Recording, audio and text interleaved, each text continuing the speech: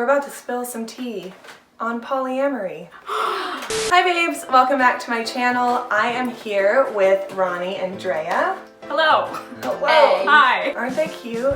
Let's just take a moment. Yeah, look at them. They are polyamorous lesbians. I decided that I want to bring them in on my channel so I can grill them about polyamory because I am a curious kitty, not because I myself am polyamorous, but because I just find it fascinating. It's hard enough to be in relationships, period, like a monogamous relationship, and to juggle the needs and wants of your partner. So the idea of dating more than one person, especially as lesbians, what? Just blew my mind. So I was like, ladies. It's nice to have somebody who's like constructively curious. Right. Oh, I'm also like creepily curious. Like, That's I'm, great. Yeah, that's like totally I'm fine. 100% like. So down. So I'm gonna be asking some of the hard questions, some of the awkward questions, dirty questions, and then answering some of your guys' questions that you sent in to my Instagram DM. How did you realize and identify yourself as polyamorous and decide that that was what you wanted to be as far as who you are in relationships? I realized after I broke up with my first girlfriend and I was just kind of dating people, but I wanted to kind of date multiple people at the same time. I hadn't really thought about it in the sense of like polyamory. Right. And I wasn't trying to get into a relationship either. I was just like, I just want to spend time with people and be able to be romantic with people and not really think like, oh, this is the person I'm going to be with. It was a lot of free-flowing polyamory. I liked the idea of free love and multiple deep connections with people. And then when I got into a relationship after that, started to kind of think about it that way and think, okay, I want this relationship, but I don't want to let go of that idea either. And that's when I started getting more into polyamory and learning about it and then identifying as polyamorous. How did you learn about it? Where did you hear about it? Tumblr. Well, I didn't Shocking. I learned about it Awesome. via Tumblr, like not as a thing, like I started to look more into it like via the friends that I knew that were more open-minded and talked to them about it and looked stuff up on the internet, like on freaking Tumblr, and like how people had just like all these different type of lifestyles, and I started to see, okay, I'm not the only one thinking of it this way. I was in a relationship, like my third, and there was a discussion that I had with her where we were like, it's totally normal to be attracted to other people while you're in a relationship, and I got comfortable with that idea. For me, sex is so much more complex than dirty activity that people do to reach orgasm. For me, there's like this whole thing about expanding your consciousness and growth and like connection and all these things that I think are so powerful. And I was like, why are people limiting that? That doesn't make any sense. I don't want to limit that. And I know I can be attracted to other people, and that's really fine. And I know that that doesn't take away from the integrity of my relationships. So when I entered into the next relationship, the conversation we had at the beginning was, I would like this to be open at some point. And it took us about 5 years to get there. It's really hard to be secure enough in yourself to get there, but eventually we did. And then we started living that way. And my idea of what kind of polyamory I wanted evolved, and I think that will evolve with any person I end up with based on the dynamic. I was introduced to the idea, however, when I took human sexuality in undergrad. For the people out there who are having a hard time wrapping their brain around polyamory, can you give us like a Reader's Digest version of what polyamory is? Somebody sent me an ask on Tumblr defining it perfectly. Do you ever feel like polyamory can be a result of realizing there's a million different kinds of relationships that can be had with different people and recognizing that they're all valid and can be equally fulfilling without detracting from one another? Yes. Yes, that is exactly it. Polyamory is the recognition of that principle and the lifestyle that acts upon that principle. I think a lot of people are capable of understanding the idea of having different types of love, wanting to experience different types of people without detracting from the feelings you have for a certain person. Correct. But I think the lifestyle for a lot of people is Confusing. complex, and not doable. Do you have things like primary, secondary? So some people have a structured, hierarchical polyamory. Some people have a free-flowing polyamory. For a long time, I was doing what's called solo polyamory, which is just free-flowing. I have a relationship with this person and this person. And I'm gonna pause you right there. Everyone knows about it. Consent is It sexy. And honesty. Honesty, transparency, consensual. Yeah, it's not being a fuckboy and having an excuse for it. So some people practice it where there's somebody of utmost importance, and that's what they call their primary, and they see people separately. We do it where you're my primary, and we also don't date outside of each other. Okay. Like basically, we date as a unit only right now. But that can change. But that over can change time. over time. Or it could have started off differently and then morphed into this. Correct. Okay, first of all, I'm gonna ask how you guys date as a unit, and then I wanna see how you can maintain if you had secondaries. Start with this kind of polyamorous situation. I feel like there has to be a lot of self-awareness, trust, confidence, and love, and understanding understanding and communication. If you are not aware of your own power, if you do not feel like a bad bitch, you feel like you need people to validate you, if you feel like any of that's true, it's going to be really hard to be polyamorous. You both realized that when you would go out on a solo date, you would just want to experience that together. So now, dating as a unit, how do you, first of all, find someone who would be interested in that? That must be really difficult, just finding someone who is attracted enough to both of you to consider dating both of you. I suppose we're not super eager to find more. Not the active search to find more. You're not polyamorous because you have more. You're polyamorous because you want that kind of lifestyle that allows for that mentality. And if we're already together and we bring someone else in and they're kind of trying to get some sort of validation or trying to have equal attention, it becomes a thing. Being in the developmental stages of our relationship, we want to make sure that we're really solid before we invite other people into our emotional space. And so we're very, very picky right now. But how about your physical space? That is also an emotional space for me. It's vulnerable for me to fuck. Seeing that in practice right now, it hasn't really happened, but you both have experienced polyamory outside of this relationship. Yeah. So you have experiences with sexual partners who come and go, who are one-time things, few times things. How does that work in the bedroom? Like, do you, like, you tap in? Yeah, my turn. Would you like to go? Yeah, ma'am? like, is it dependent on the mood? Is it dependent on who you bring in? Is it dependent on, like, what you're feeling that day? If you're feeling like you just want to lay back and have two women, like, or three or four,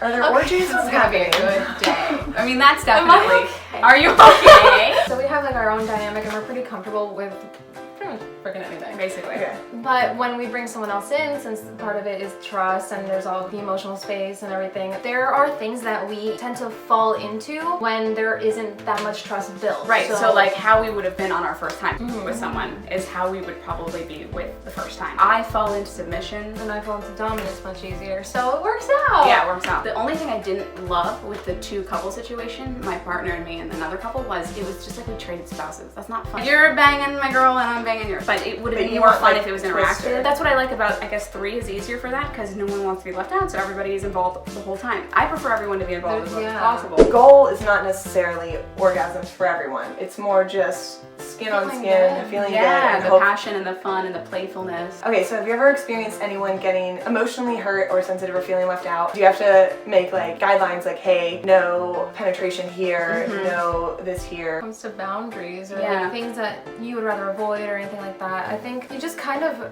bring that stuff up, or you're even in the middle of it, you can be like, hey, like I'm not really comfortable with that, let's do this instead or something like that. Yeah. And like when we think of like people that we want to pursue, we're always like, okay, so what is something that you're not comfortable with doing? What should I avoid? What should I do more of? Yeah. So like, and that's how we found out you're more Communication. comfortable. Yeah, you're more comfortable submitting. I'm more comfortable dominating when it comes to something new. Okay, so there's communication there to prevent getting butt hurt all around. Yeah, and if you do, don't get so hurt unless they did something to super violate you. Be ready to discover things that make you less comfortable or more comfortable and talk about them and then adjust. I think that some people out there might have a misconception about polyamory being just a bunch of drunk people fucking and then dealing with the aftermath later. Yeah. But that's not what this is at all. No. This is consensual, this is communicative, Yeah. this is emotional. Exactly, and it's going to be rare that we're like, oh, this girl at the bar is really hot, let's take her directly home, because there's no time to discuss any of that. By the way, check out our video, I'll link it down below. We talk about how to have healthy relationships. Yeah, we do. They were asked in the last video if they would consider becoming a triad. A triad would be finding someone who would be compatible with both of you independently and together.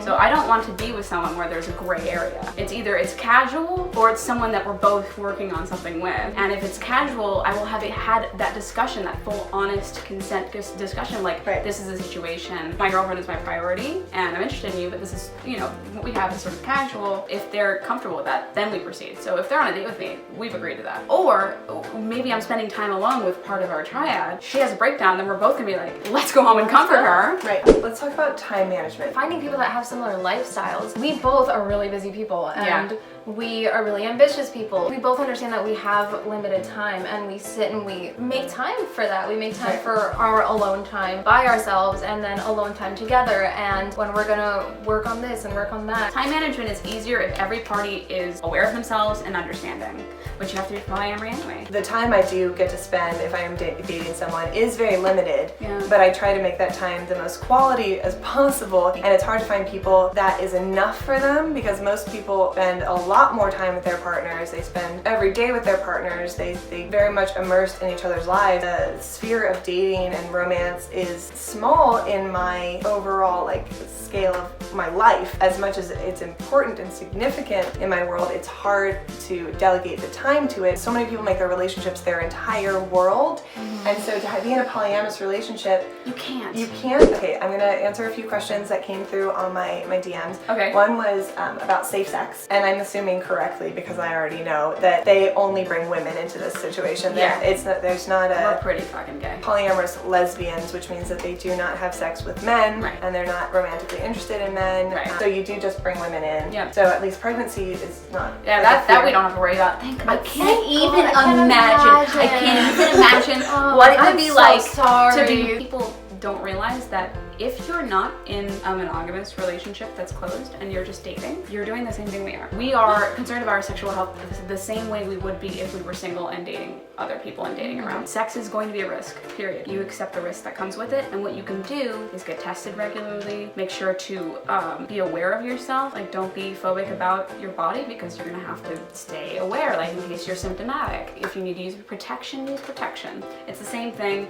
We're not trying to screw everyone. I think that's another thing. People think polyamory and they're like, unlimited partners, they must be fucking 20 people each. Aren't you worried about STDs? We would be if that were the case. Considering it's usually just like 1 or 2. And if there's more than that, like a lot of conversation must have been had. Because the time it was 5 single girls, that was sporadic. That was undergrad college party. Like, that's not gonna happen again. I mean, it might. You're taking a risk no matter what when you sexually interact with somebody. Just be as careful as you can, and that's what we do. Are you interested in marriage, and how would that work with polyamory? Well, here's the thing. We weren't. We were super not interested in marriage. I wasn't for a long time. Same. And then suddenly out of nowhere, we're just like, I just want to legally bind myself to you. Don't fucking know why, but Yeah, it happened to be that in the instance with you in particular, that felt like a future I wanted. Well, I'm interested to see where social justice takes us as far as marriage rights and adoption rights, etc. Because polyamory is at its advent sort of now. And so I only imagine that people are going to be more about free love as the years go on. And so I don't know what the situation would be in the future, but I know right now you can only legally marry one. I know I'd like to get married to you in the future, very likely, but I don't know what we would do if we had a tryout. let's say that we get to the point where we're getting married and we're still going to practice polyamory. Yep. It's not just like right now because we're not married, like we're gonna do it and then we're gonna get married and be monogamous. It's Right. more like we're married and we see other people. We truly don't know. That boggles our mind as well. But it doesn't prevent us from wanting to live our lives as fully as possible. To wrap things up, for those of you out there who are starting to think, hey, polyamory sounds interesting, I don't know where to begin or what I should do, what are your top tips? Definitely knowing what your boundaries are, what you're looking for, knowing yourself as best as you can, and being clear about them. Talk about it because it's hard to find people. Be honest up front. This is who I am, this is how I practice. You can't force your partner into it. If they're open-minded to it and they want to try it with you, cool, but there are going to be risks and hurdles. Like, I thought that I was just trapped by relationships, but that wasn't it. I felt awful. I felt so guilty. Like, why? And you weren't a slut. Exactly. You just wanted to experience. Because that's another thing is I think that wanting to be with multiple people has been villainized and turned into, oh, you're a slut, you're a hoe, like whatever. Yeah. Why can't you be satisfied with what you have? That's Right. what I get a lot And of. I'm sure there's a lot of backlash. It's an awful lot like being gay in that kind of who you are. And it could be at the center of you, and then the way it manifests outside of you is how you act. And that's the part that you get to do or not to do. So it comes down to what's important to you. Did backlash stop me from wanting to be out and fully true to myself about being gay? It did not, because being gay is what makes me whole and complete. That's a big part of who I am. There's no amount of backlash in the world that can take away from the completeness I feel living that way. I feel the same way about polyamory. If that's you, If that's your truth, live it. live it. Well, you guys are awesome. Thanks for spilling the tea on polyamory with me. Yeah. I feel like I should make this like a series, like spilling the tea about This, oh, Oh, you wow. should, yes. Yeah, Let's that's spill really the tea cool. about. Thank you for satisfying my curiosity. Yeah, I anytime. have so much more that I'm probably gonna like follow up with you guys because my brain is like going now and I'm just like, okay, so for this video, I think we're gonna wrap up here. Thank you guys so much for watching. Thank you, Drea and Ronnie, for being here with me thank you. today. Thanks for having us. You guys are hot and awesome. This was like a true joy for myself. So don't forget to give this video a thumbs up, like and subscribe, and follow their channel channels. I'll list all of this in the description box below. And is there anything else you want to tell my people? Be proud of who you are. And we love you. Love you. Bye.